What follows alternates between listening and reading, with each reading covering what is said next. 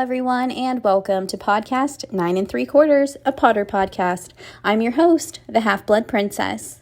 Today I'm going to talk about 5 facts about the first Wizarding War you may not have known. Before we get started, if you love Harry Potter as much as I do, be sure to subscribe and give this video a thumbs up. The Harry Potter series begins after Voldemort's fall from power and leads into the Second Wizarding War. However, we are given a ton of information over the First War through a combination of behind-the-scenes reveals from J.K. Rowling and Easter eggs spread throughout the series.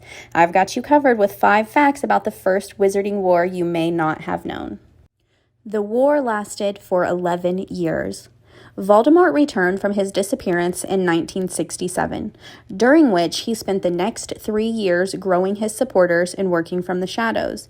It was in 1970 that Voldemort fully rose in power, as he not only made his bid for supremacy public, but also started appearing in person. This is considered the beginning of the First Wizarding War, since Voldemort dropped all pretense and targeted the Ministry of Magic. The war continued until October 31st, 1981, by which point it had been 11 years of turmoil for the wizarding world. Of course, this was the day that Voldemort made his ill-fated attempt to slay Harry, resulting in his own banishment. Very few Death Eaters even knew each other's true identities.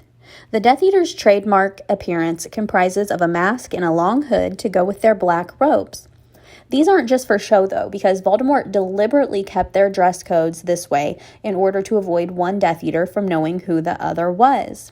Voldemort dispensed of this practice in the Second Wizarding War, where the Death Eaters knew one another as their numbers were far fewer than the original war.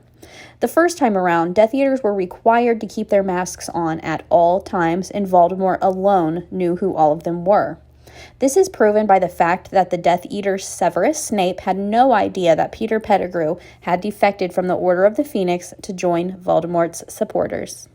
McGonagall's brother was killed by Death Eaters. Minerva McGonagall isn't an only child. She had 2 brothers. One of them, Robert McGonagall Jr., was killed by Death Eaters during the First Wizarding War. Interestingly, Robert's demise had nothing to do with him being of any importance, as he was eliminated simply because the Death Eaters wanted to provoke fear into the public.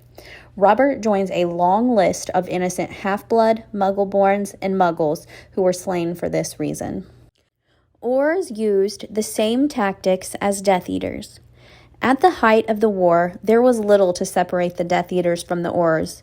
Bartimus Crouch, head of the Department of Magical Law Enforcement, took to cruel tactics in the name of justice.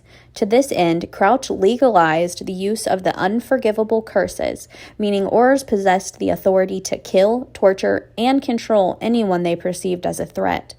This move carried the side effect of making Aurors just as terrifying as Death Eaters, as the public didn't have the favor of the law anymore.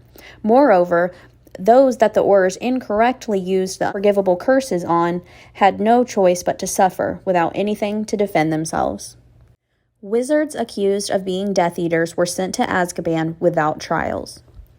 By the time the First Wizarding War had entered its worst phase, the Ministry of Magic stopped taking any chances and simply convicted wizards based on either circumstantial evidence or per their own belief. This was enacted by Barty Crouch Sr., who wanted to appear ruthless in his bid to be appointed as the next Minister of Magic. Crouch was notorious for sending prisoners like Sirius Black to Azkaban, despite Sirius never even receiving an investigation over his supposed crime. This caused widespread panic in the wizarding world, as innocent people were scared they would be sent to Azkaban for crimes they didn't commit, leading to public places being empty as people stopped leaving their houses. These are just a few things that happened during the First Wizarding War, but be sure to comment and leave your thoughts and opinions down below. As always, be sure to like and subscribe. Okay, love you. Bye.